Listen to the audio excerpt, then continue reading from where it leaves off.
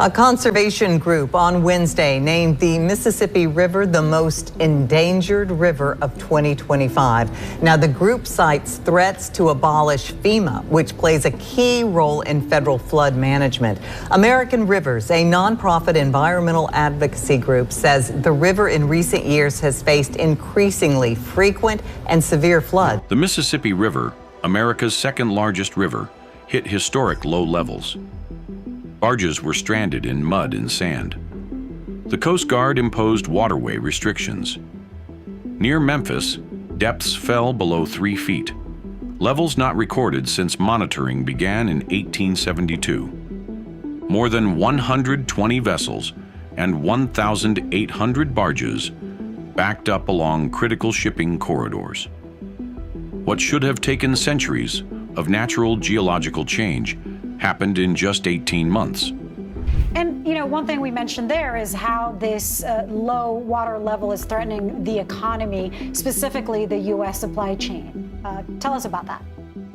Well, the Mississippi River is used by industry and agriculture as a major transportation highway to bring goods down to the Gulf of Mexico and then exported around the world.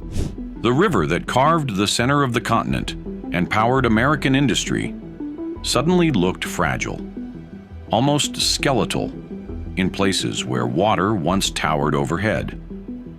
And the images coming in were undeniable. 200 billion gallons vanishing. The most alarming number wasn't the stranded ships, it was the missing water. Roughly 200 billion gallons per day were disappearing. Not slowing, not shifting downstream, disappearing.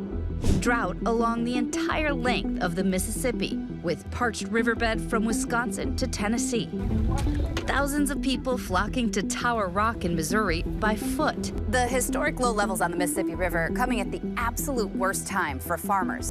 On October 17th, 2024, NASA's Terra satellite captured images that intensified concern across agencies. The Mississippi was shrinking in ways that didn't match seasonal drought patterns. Sandbars were emerging in areas that had not been exposed in generations. Entire stretches looked like drained reservoirs rather than flowing river channels.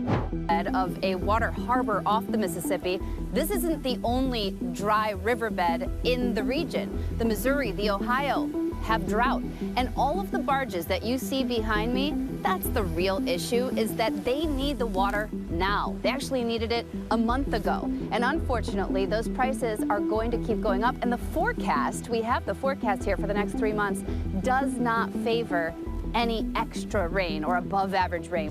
The data didn't show fluctuation. It showed loss. At first glance, drought seemed like the obvious explanation. But rainfall in the upper Mississippi Basin measured 34.2 inches in 2023, exactly average for the past 50 years. There was no extreme precipitation deficit upstream. Reservoir inflows were consistent with long-term norms. Tributaries were contributing expected volumes. The water existed in the system, yet the river was still collapsing in depth and volume. This wasn't simply dry weather, it was structural. The Mississippi isn't just water, it's infrastructure. It serves as the main export route for America's agricultural heartland.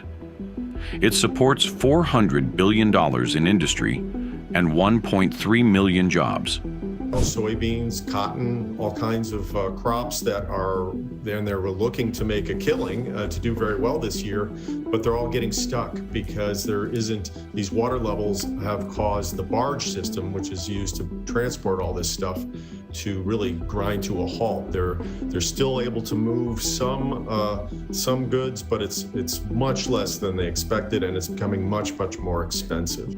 Around 60% of U.S. grain exports depend on barges navigating this channel. When barges sit immobilized on exposed sandbars, supply chains don't just slow, they fracture. Shipping companies halt operations. Storage facilities fill. Rail and truck networks strain under redirected loads. Prices ripple outward. The river that moves roughly $700 billion in goods annually began behaving like a system in failure. And engineers were seeing numbers that violated expectations. Water that defies physics. Dr. Amanda Winters and her team at the USGS Water Science Center conduct discharge measurements using acoustic Doppler current profilers, underwater sonar systems that measure water velocity across an entire river cross-section. This technology is precise. It maps speed and depth across hundreds of vertical slices. The equations governing discharge are well established.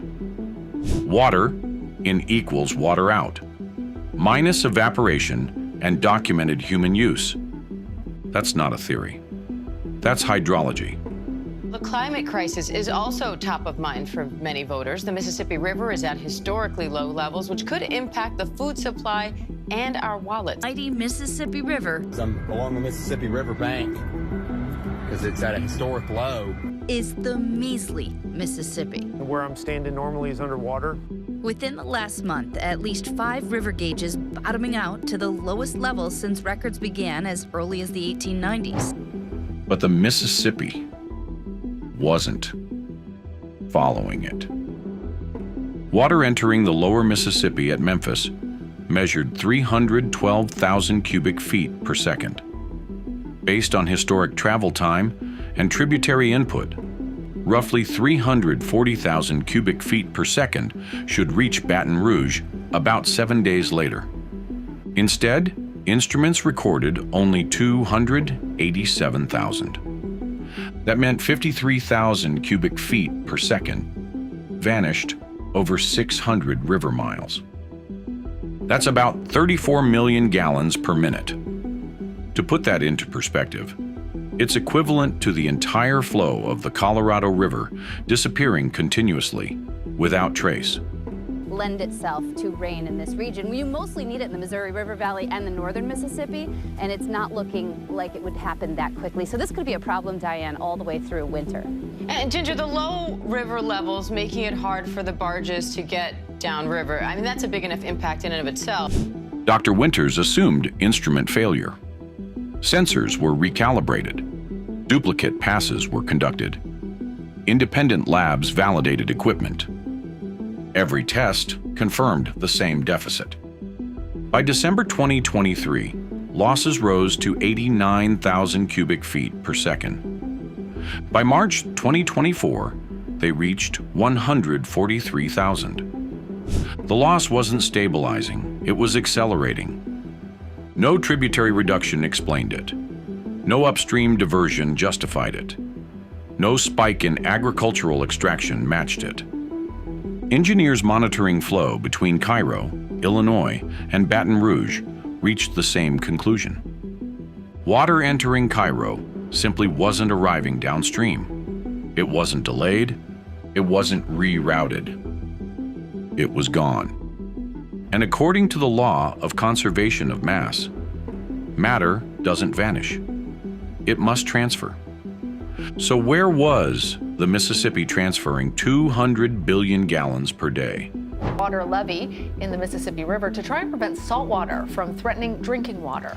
Officials say record low water levels and flow gates are allowing salt water from the Gulf of Mexico to push up the river.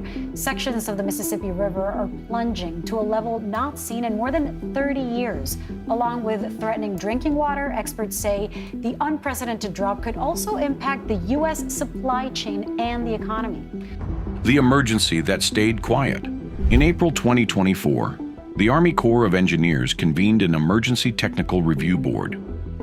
37 senior hydraulic engineers, geologists, and climatologists reviewed 18 months of station data. Their internal conclusion was stark. Observed losses exceeded natural variability and known withdrawals by a factor of 6.7. No existing hydrological framework explained the deficit. In simpler terms, no textbook model fit what they were seeing. The report was never publicly released. Weeks later, the Corps suspended real-time discharge publication at 11 stations, something not done since 1928. Theories that failed. Teams examined agricultural extraction. The basin supports $60 billion in production, but total documented withdrawal in 2023 was 8.2 billion gallons per day. Substantial, but nowhere near the missing volume. They analyzed evaporation through satellite thermal imaging. Evapotranspiration rates were only 2.3% above the 30-year average, enough to remove 4,000 cubic feet per second, not 143,000. It's slightly more complicated than that, but the answer is basically the same. There isn't enough water. There hasn't been enough rain hitting the Ohio River Valley up in the northern parts of the country, and that isn't, so therefore it's not flowing down through the Mississippi water system and causing huge problems, all kinds of problems. Climate alone couldn't account for it. Human use alone couldn't account for it. The disappearance demanded a deeper look. The river is bleeding into the earth. Geologists deployed 127 seismometers from Memphis to Vicksburg. Acoustic surveys mapped subsurface sediment layers down to 2,000 feet. The data revealed dramatically increased porosity beneath the river channel. Typical alluvial deposits beneath the Mississippi measure 28 to 33% porosity. In 2024, values ranged between 41% and 47%. That means nearly half the subsurface volume beneath sections of the river consisted of empty space capable of storing water. The sediments weren't compact. They were sponge-like. The riverbed had effectively become a drain. Sedimentologists described what they observed as structural reorganization of bed material, a rearrangement of grain structure, increasing permeability. It was as if the river was excavating itself internally, creating new pathways for water to escape vertically. But porosity alone doesn't pull water downward. A pressure gradient does. The Memphis Sand Aquifer and Mississippi River Valley. The Mississippi is the main route for America's breadbasket to the world, responsible for $400 billion in industry and 1.3 million jobs. This is the backbone of America. We move all of our products up and down this river. It's the product that feeds the world, builds the world, and powers the world. Alluvial aquifer provide drinking water for roughly 8 million people. Since the 1960s, both have experienced steady declines in water tables due to groundwater pumping.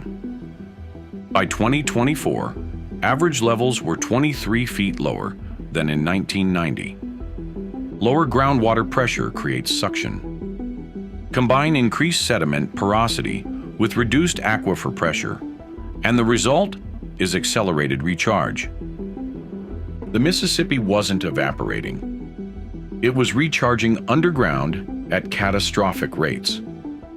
This wasn't caused by one dam or one policy. Over a century, dams, levees, channel stabilization projects, irrigation systems, wells, and urban development altered how the river interacts with groundwater. Each intervention made sense individually. Together, they rewrote the hydrological balance of North America's largest watershed. The Corps increased upstream dam releases to push additional water downstream. Flow improved temporarily near Memphis, but downstream, the water never arrived in full. Increased discharge simply accelerated vertical seepage into high porosity sediments. The system absorbed the solution. By February 2025, discharge at Tarboro Landing fell to 214,000 cubic feet per second, the lowest on record. Engineers introduced a term, Storage deadlock. Water remained in the system, but underground, inaccessible to infrastructure or natural discharge. It was stored in deposits that might not release it for decades, perhaps centuries. The organization says the federal government plays that key role in protecting the river and helping homeowners prepare for and rebuild after major flooding. American Rivers is calling on the Trump administration to modernize FEMA to maximize the safety, security, and prosperity of Mississippi River community. Salt water moves in. Reduced freshwater flow. Weakened resistance against Gulf. Saltwater intrusion. In January 2025, municipal intakes in Bellechasse and Braithwaite recorded contamination. Over 80,000 residents lost drinkable water overnight. The crisis shifted from economic to existential. 10 million people depend on Mississippi River water. Roughly $200 billion in annual activity relies on navigable depth. Hundreds of species require specific flow regimes. Monitoring stations track the decline with precision. But precision does not restore flow. The silent descent. Beneath the riverbed, in sand laid down thousands of years ago, roughly 200 billion gallons per day continue descending into aquifers. The Mississippi isn't drying because the danger was ignored. It's drying because a century of successful engineering slowly changed the physics of the system. And now, America's most powerful river isn't collapsing with drama. It's retreating quietly into the earth itself. If you want more deep dives into the stories shaping our world, make sure to subscribe and like for more.